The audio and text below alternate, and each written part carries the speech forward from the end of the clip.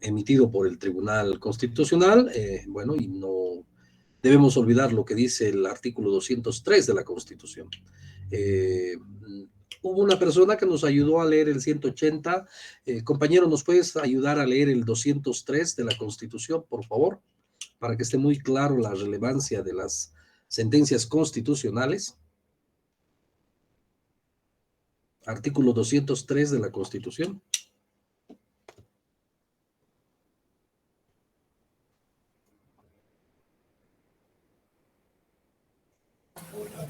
Doctor, buenas noches. Buenas noches. Adelante. Artículo 203. Las decisiones y sentencias del Tribunal Constitucional Plurinacional son de carácter vinculante y de cumplimiento obligatorio. Contra ellas no cabe recurso ordinario ulterior alguno. Muy bien, gracias. Ahí tenemos la relevancia constitucional. Lo que el Tribunal Constitucional dice no tiene recurso ulterior. Además es vinculante. ¿Será que se puede iniciar un proceso judicial por prevaricato contra un juez o algún administrador de justicia en la vía sumarial, por ejemplo, un sumariante que en un proceso disciplinario, notarial, yo le digo, aquí hay esta sentencia constitucional, usted como juez en materia disciplinaria administrativa tiene que cumplir y no cumple? O un juez ordinario, un juez laboral, no sé, y no cumple. O una autoridad que administra justicia, ¿no? A un ministro de Estado que le diga, usted tiene que reincorporar a esta persona porque es discapacitado o está con embarazo o es padre progenitor y no cumplen una línea constitucional, una jurisprudencia constitucional, pues hay elementos para hacerle prevaricato, ¿no? Es muy importante lo que ha leído el compañero Hernán, el artículo 203. En el servicio notarial hay una gran cantidad ya de líneas jurisprudenciales que se han emitido en materia disciplinaria notarial y que se han emitido además para establecer la facultad de los poderes, el pro actione, el pro homine, muchas de ellas dándole directrices a la dir no plus, por ejemplo, de que el procedimiento administrativo es parte del léxico jurídico en tema disciplinario. Muy bien, esta sentencia que tenemos en pantalla, ¿qué es lo que dice? La valoración del mandato, estamos hablando de poderes, otorgado mediante este poder de representación legal en un proceso judicial, debe realizarse de acuerdo... Doctor, su presentación no estamos viendo. Ah, perdón, disculpe, vamos a ponerla de nuevo. Gracias, ahora sí. Ahora sí.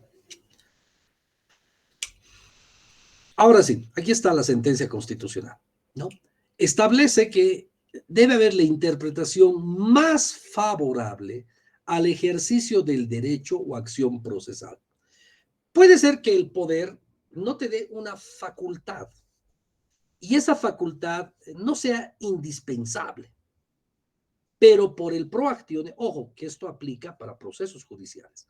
Esta sentencia, y ustedes la pueden leer, esta sentencia aplica para procesos judiciales. Resulta que el notario no me ha dado una facultad, no me ha dado la posibilidad de poder apelar en el poder. Pero esta sentencia me da esa facultad. Dice, señor juez, si bien mi poder no me da la facultad para apelar, por el principio de la jurisprudencia, de la interpretación más favorable al ejercicio del derecho a la acción procesal, o sea, al pro actione, latinazgo, usted debe interpretar en favorabilidad. Quien se olvidó posiblemente fue el notario, fue una inobservancia, pero eso no significa que usted me deba limitar a mi representante o a mi representado, a mi mandante, la facultad de apelar. Usted debe, en razón a esta jurisprudencia, interpretar en favor de la acción. Entonces, esta es la parte más relevante de la sentencia, pero no es la única. Entonces, los invito a leer, porque si algo va a cambiar, señores, en la abogacía, es lo siguiente, ¿no? A ver, hay muchos abogados, creo que en Bolivia somos 88,000, pero van a haber dos clases de abogados. Los abogados que se someten a las leyes, que eso está bien, por cierto, Pero no se olviden que gracias al Google, realmente todos los ciudadanos tienen acceso a las leyes. Tú pones Código Civil, tienes en PDF, pones Decreto Supremo número tantos, entras a la Gaceta, o sea, las leyes ya es de un acceso común. No es como hace 20 años cuando yo estudié, o más, 25 años, donde tenía que estar andando con mi Código Civil, Código Penal, mis fotocopias, ¿no?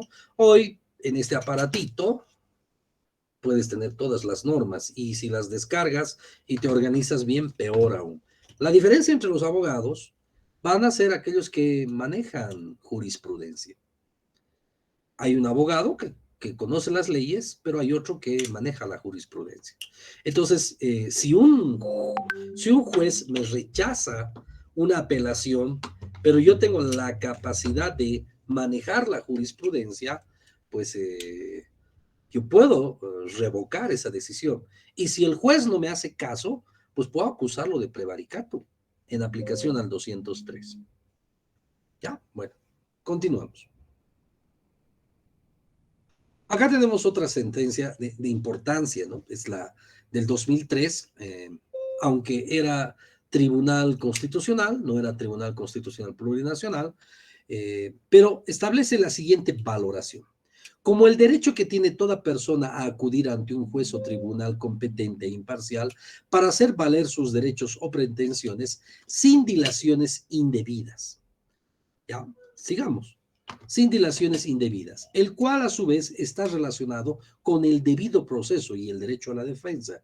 En este sentido y respecto a la acción procesal, la valoración de un poder de todo proceso debe regirse por la interpretación más favorable a la acción procesal, es decir, al principio pro actione.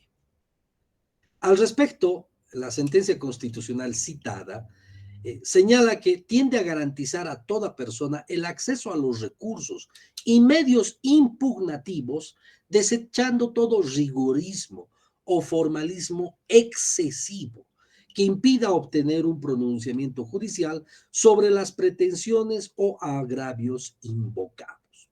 Consecuentemente, vale decir que toda esta línea jurisprudencial que se les está otorgando, colegas, les va a permitir, no solo al notario, le va a permitir al abogado cuasístico, al abogado del servicio público, tener pues armas importantes, ¿no? A veces el notario le pueden denunciar y decir, este poder ha sido ineficaz, señor notario, porque usted no le ha puesto la facultad de poder presentar incidentes y excepciones, y consecuentemente usted ha cometido una falta porque no nos ha asesorado, su servicio notarial ha sido ineficaz, pero ¿qué podría decir el notario en su defensa? Un ratito.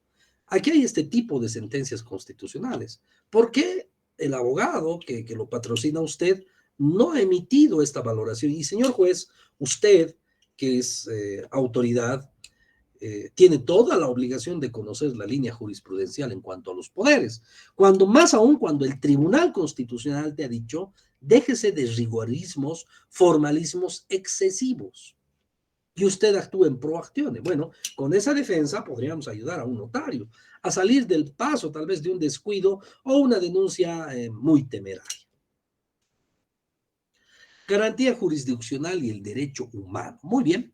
Aquí vamos a ver el tema de la fe pública, pero desde la Convención Americana de Derechos Humanos. El derecho fundamental y la garantía jurisdiccional al derecho humano en todas las normas comprendidas en las garantías constitucionales, debido proceso, presunción de inocencia, el artículo 8 de la Convención Americana sobre Derechos Humanos, Pacto Internacional de Derechos Civiles y Políticos, ha desarrollado el debido proceso. En la sentencia constitucional 1369-2001-R del 19 de diciembre del 2001, señaló que el derecho al debido proceso consiste en la certeza de los actos de autoridades administrativas a notarios y judiciales, en los cuales también están los fedatarios o notarios de fe pública con atribuciones otorgadas por la ley. Esto quiere decir que la Convención Americana sobre Derechos Civiles y Políticos ha establecido que dentro del derecho al debido proceso también está la participación del notario de fe pública. Muy bien, la cronología de la fe pública. Aquí tenemos una sentencia del 2020, la 486. La frase dice riguroso orden cronológico. Les hablé de esta sentencia o de este hecho, de que algunos notarios le han creado el guión A, le han creado el guión B, ¿no? Hay varios notarios que han sido disciplinados por poner guión A, guión B a las escrituras públicas. Y precisamente esta sentencia usa un razonamiento de los abogados de la dirección del notariado en su momento que defendieron este amparo. Y dice, la frase riguroso orden cronológico que genera un orden secuencial en la redacción de las disposiciones legales citadas determina que cada acto notarial debe diferenciarse numéricamente uno del otro. Lo contrario permite el nacimiento a la vida jurídica de documentos inciertos, duplicados, dudosos en cuanto a la idoneidad en tiempo, espacio, vulnerando la cronología, vulnerando el orden secuencial establecida en la ley del notariado. La creación de guión A, B podría originar el C hasta el Z, creándose así un desorden en la cronología y numeración de los archivos notariales, afectando la credibilidad pública y el servicio notarial. Y finalmente dice, el desorden crea anarquía, el orden crea alta efectividad. Estas han sido palabras de los abogados de la DIRNOPLO en su momento. Pero, ¿qué es lo que ha dicho el Tribunal Constitucional? Finalmente, no le otorga la tutela. Bueno, en el amparo de esta sentencia, los vocales constitucionales denegaron la tutela al notario, ¿no? Denegaron. El notario decía, pero un ratito, si he creado guión AB, era un lapsus calamis, un error, era un error que habían jovencitos que me ayudan en la notaría y que han sacado 2 veces el número, por eso fue, y cómo me van a disciplinar, etcétera, etcétera. Cuando puedan ustedes leer esta sentencia, se van a enterar de esos pormenores. Pero bueno, al final el Tribunal Constitucional dice, la actuación del Tribunal de Garantías estaba bien y la resolución de la dirección del notariado fue fundamentada, motivada, explicativa. Quiere decir que esta valoración, que no es del Tribunal Constitucional, ojo, no es del tribunal, sino de los abogados de la DIRNOPLO, estaban dentro de aquellas exigencias de que toda sentencia o resolución debe tener fundamentado, motivado, explicado. Ahora bien, en el derecho administrativo sancionador, no es exactamente igual como el tema penal. Si ambos son del jus puniendi, en el tema penal se exige pues una taxatividad y una tipicidad, ¿no? Realmente tu conducta tiene que estar subsumida, ¿no? Al delito, y los notarios en su momento exigen este principio, pero ¿cómo se salva en el derecho administrativo? Cuando las autoridades, y no solo a los notarios, en cualquier caso que el Estado o los servidores públicos deban contestar, si ellos fundamentan y explican, y miren, esto está en negrillas y subrayado, porque realmente esta es la parte que considero yo que ha convencido primero a los vocales constitucionales que atendieron el amparo y segundo al propio Tribunal Constitucional que tras un año revisó esto. Y al final estas son las palabras que han convencido, ¿no? Establecida en la ley del notariado, la creación de A y B podría originar el C y hasta la Z, ¿no? ¿Cómo fundamenta? Los abogados que hicieron esto, pues obviamente entendían muy bien el derecho administrativo. Y ante esta explicación, pese a que no había una tipicidad clara, porque no hay una, en la ley del notariado no dice, el que pusiere A y B será sancionado por, o perdón, será una falta grave, gravísima o leve, no dice. No dice, pero me imagino que en base a esta sentencia en algún momento si se modifica la ley del notariado tal vez lo ingresen, pero no todo lo que dice el Tribunal Constitucional necesariamente no está inspirado por otros abogados, que en este caso los abogados del Estado que defendieron en su momento a la DIRNOPLO, pues con estas palabras lograron el convencimiento de la fundamentación y la necesaria motivación. Si un abogado quiere hacer caer una resolución o una sentencia, pues en un amparo hay que ir a atacar eso, ¿no? esta resolución, esta sentencia no está fundamentada, no me explica, no me convence. Bueno, y en muchos casos han dado la tutela las autoridades constitucionales, y en muchos casos han dicho, muy bien, tienes razón, fundamente, emita nueva resolución, debiendo fundamentar claramente el ejercicio de la intelectividad, se llama eso, ¿no? O sea, está pidiendo que mejores y expliques muy bien. Bien, habríamos terminado esta parte. Tenemos otra presentación más. No sé si hay alguna pregunta, compañeros o colegas, perdón. Hemos entendido desde el ámbito constitucional y con jurisprudencia las clases de fe pública. No sé si hay alguna valoración.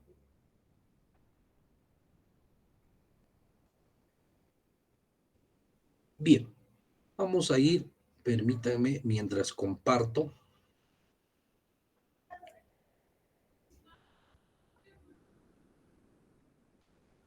Permítanme un minuto.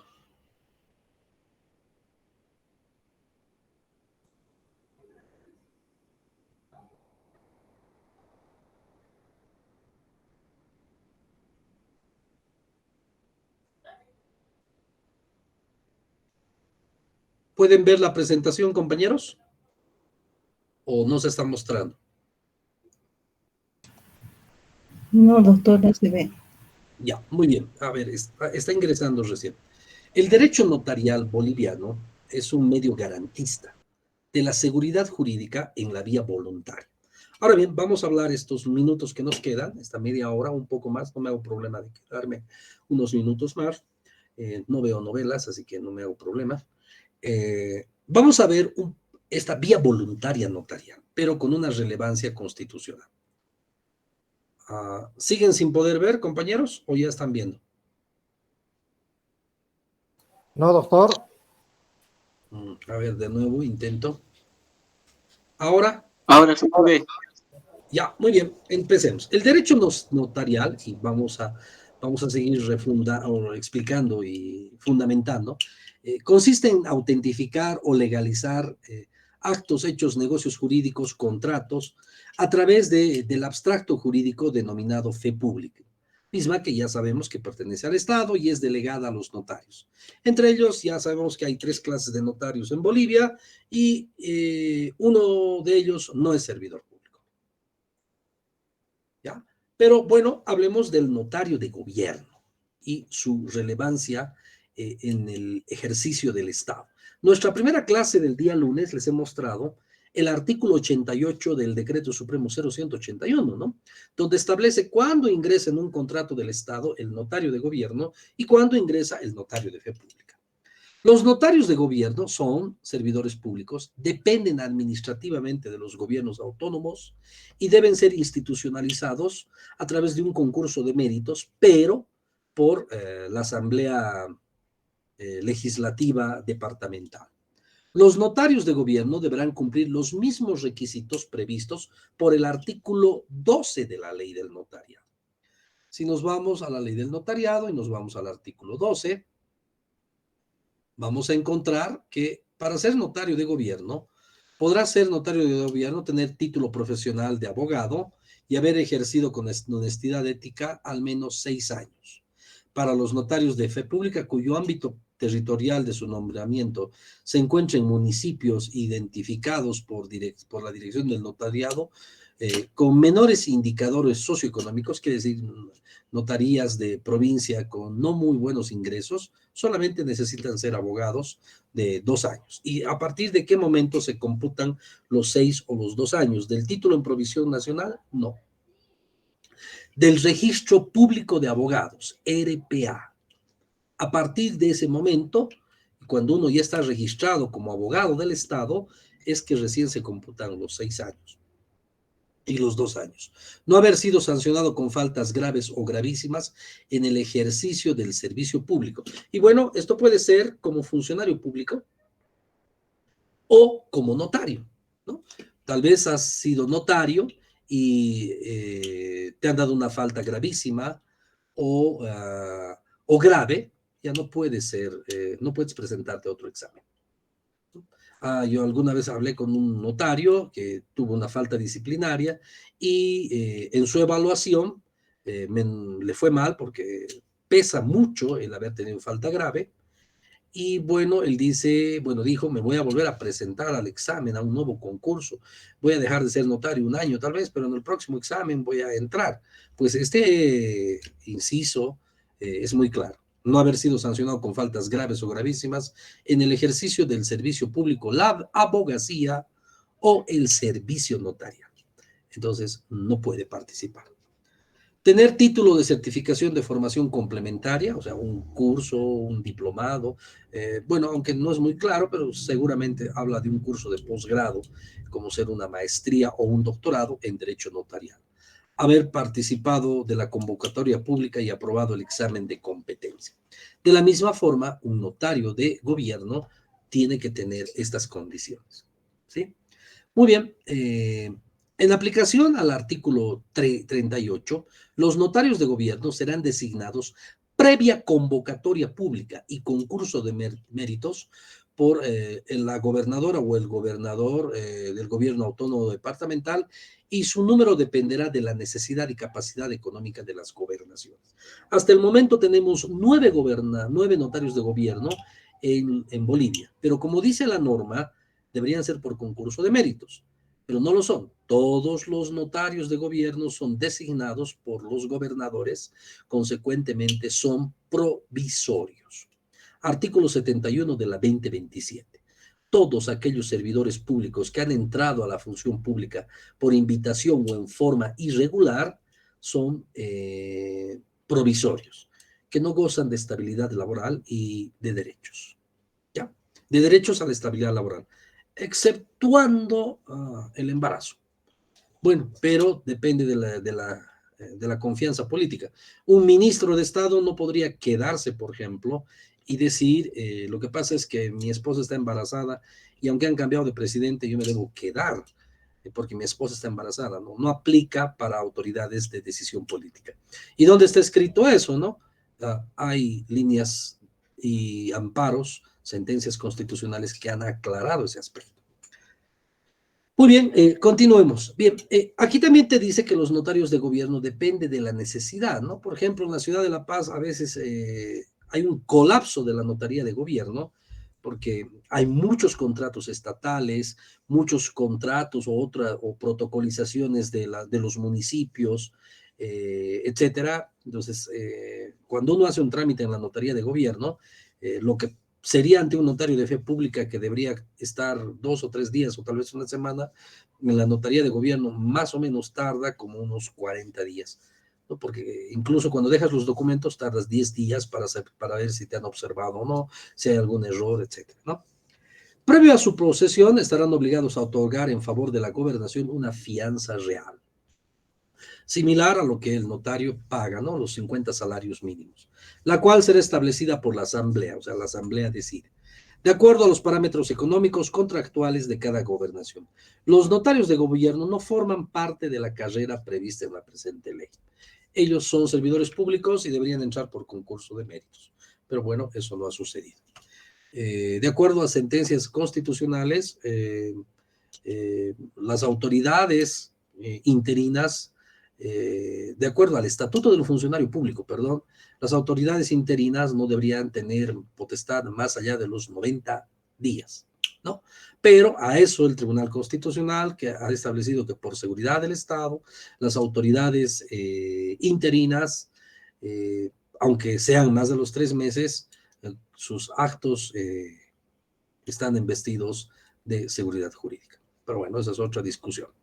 El servicio consular, en las oficinas consulares se ejerce el servicio notarial a través de servidores públicos, dice, especializados. Bueno, deberían ser todos abogados y tener una especialidad en derecho notarial. Bien, también dice que no serán aplicables en este capítulo los siguientes artículos, o sea, la carrera notarial. Bien, el notario de fe pública es ese profesional que hemos establecido que es delegado por el Estado, no es servidor público y deberá fijar su residencia permanente en el ámbito territorial de su nombramiento. Yo, por ejemplo, participo para un examen de competencia como notario de Patacamaya. ¿ya? Pero vivo en La Paz. O sea que todos los días viajo a Patacamaya, en la noche vuelvo y abro mi oficina. Debe fijar su residencia permanente, dice, en el ámbito territorial. Si soy paceño, orureño, y soy notario de Patacamaya, tengo que vivir en Patacamaya. Esa es una exigencia de la propia ley del notariado, parágrafo 2 del artículo 11, ¿no? Muy bien, habíamos adelantado un poco esto, los documentos protocolares. Estas son parte de cualquier evaluación, hasta en un diplomado, ¿no? En tema notarial, son la colección cronológica. Ve, aquí viene la palabra cronológico. ¿De qué? De las matrices.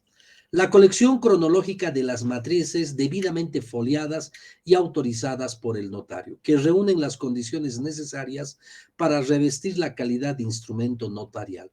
Asimismo, se admiten las copias de documentos habilitantes que se incorporan a los anexos necesarios de la matriz notarial. Los documentos protocolares son, en realidad, las escrituras constitutivas, la verdad notarial, la manifestación de la fe pública en forma material. Firman las partes, huellas digitales de las partes y el notario. ¿Ya?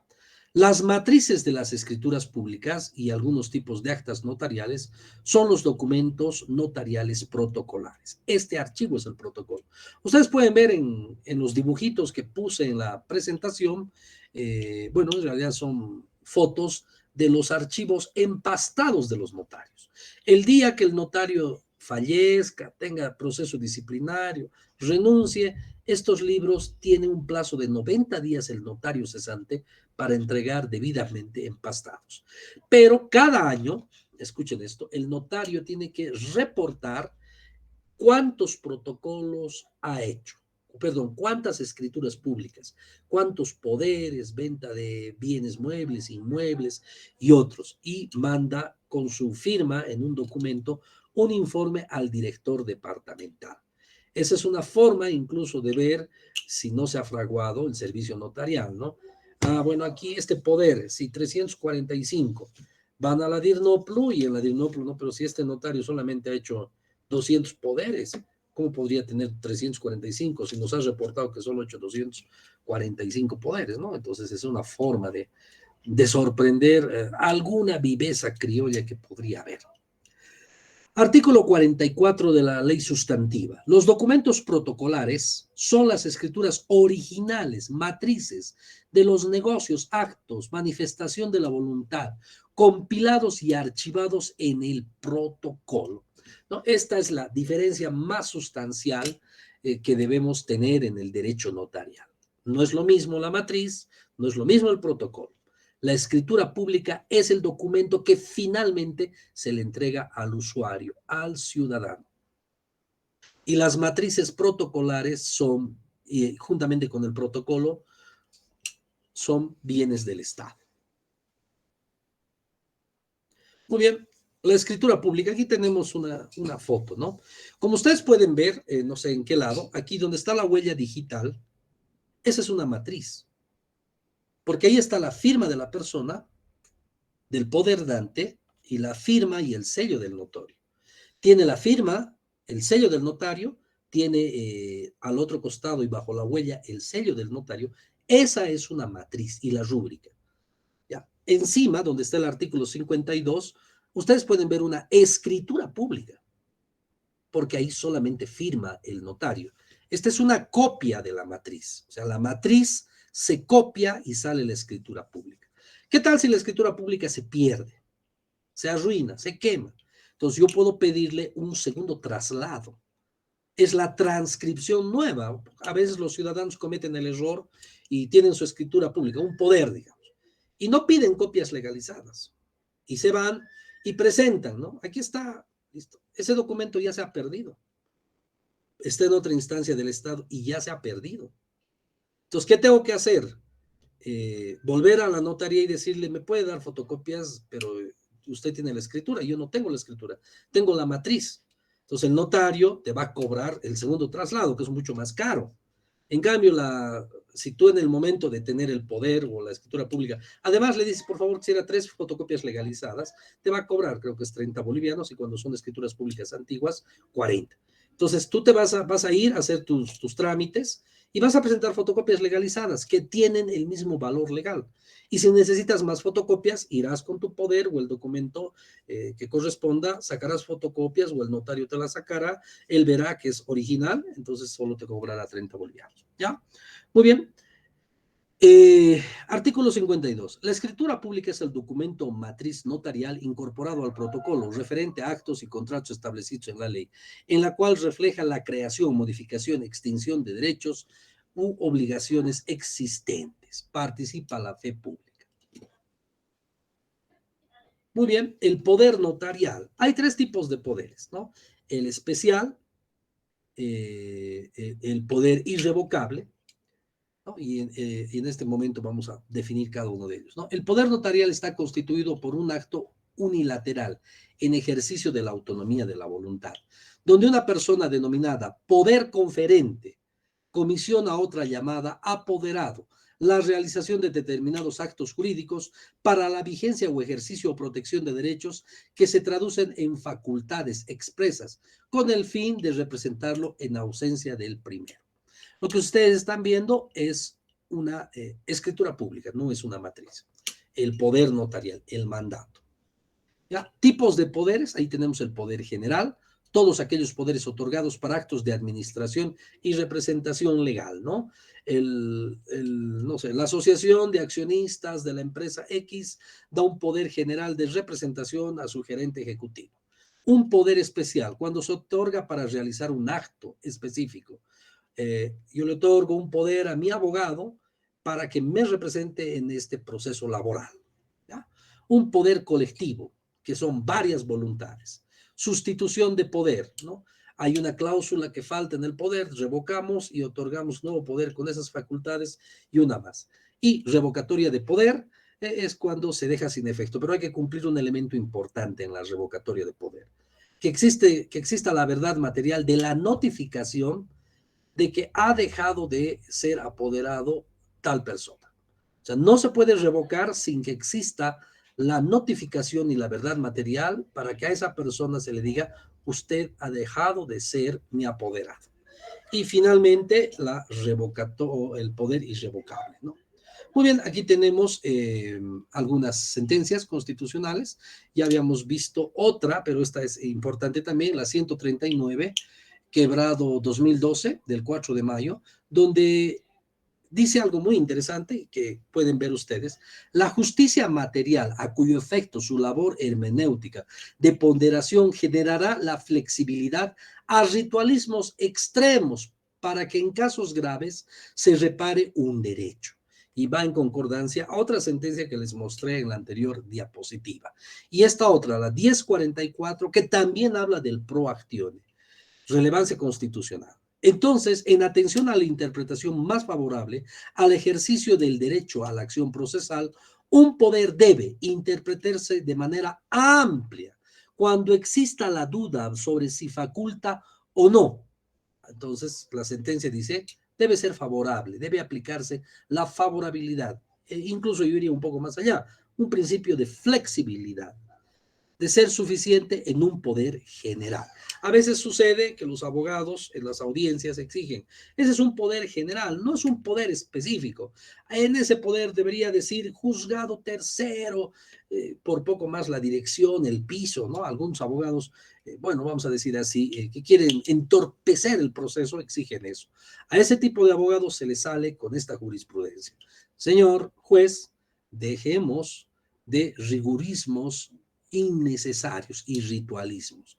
Usted debe actuar en proacción, debe existir manifestación expresa de la voluntad de concluir el mandato. Si no, su autoridad primero está violando o no está atendiendo jurisprudencia, lo cual podría entenderse como prevaricato.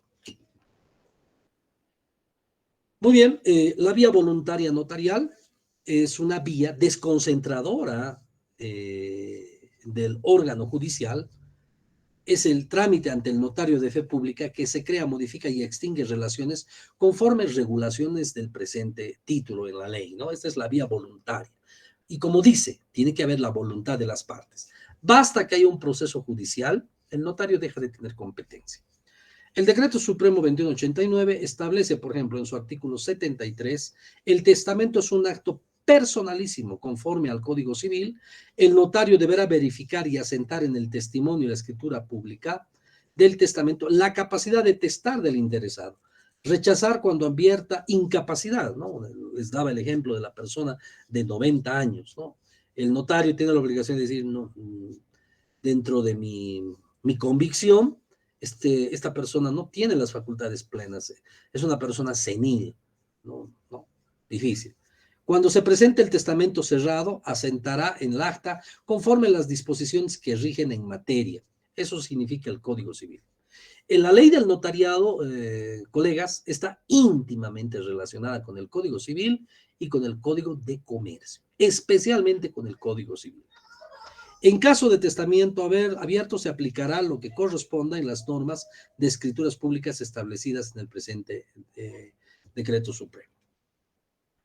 Muy bien, tenemos más elementos de la vía voluntaria. Apertura de sucesión, existencia de coherederos, relación filial, renuncia a la herencia. Ayer les mostré el artículo, no ayer, el lunes, les mostré el artículo 185 de la ley 603, Código de las Familias, donde establece que aun cuando se trate de bienes propios como la herencia, el cónyuge, que no es el titular del derecho, porque ese es un bien propio por herencia, en caso de renuncia o venta o lo que fuera, tiene que dar su asistimiento, o sea, tiene que consentir.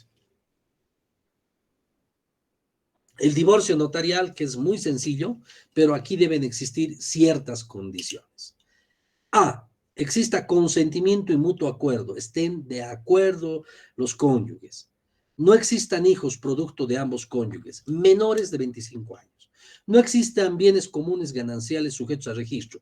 Para eso el notario va a exigir, primero, un acuerdo regulador para el inciso A. B, una certificación de que no existe descendencia, y eso obviamente va a venir del CERESI, ¿no? Que no existan bienes, una certificación de derechos reales a nivel nacional, que ninguno tiene bienes sujetos a registro. Y no exista la pretensión de asistencia familiar por ninguno de los cónyuges. Basta que se rompa uno de estos incisos, o todos, o haya proceso judicial previo, el notario pierde toda la competencia.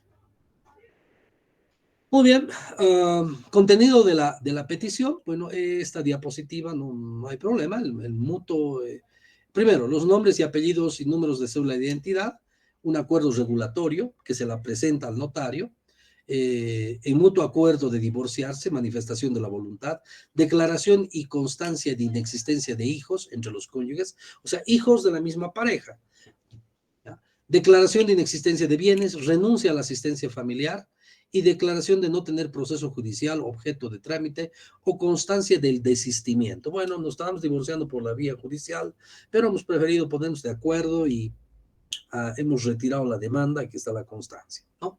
El notario de fe pública concluirá el trámite con la autorización de la escritura pública, significa que va a haber una matriz, que finalmente será firmada por los solicitantes y por el notario. Posteriormente extenderá el testimonio correspondiente y procederá conforme a lo dispuesto en el parágrafo 4, notificación para la cancelación de la partida de matrimonio. Muy bien, no sé si tienen alguna pregunta, compañeros, estamos casi por finalizar.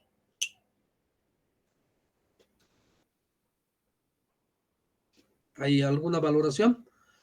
Bueno, creo que no.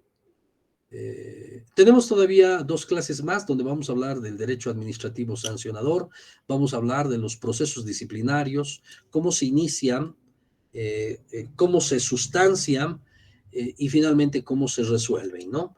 Un proceso disciplinario contra el notario tiene condiciones del debido proceso, condiciones administrativas que va a ser muy interesante poderles explicar. Bueno, si no hay nada más, les agradezco y debo despedirme. Estamos presentes en nuestras próximas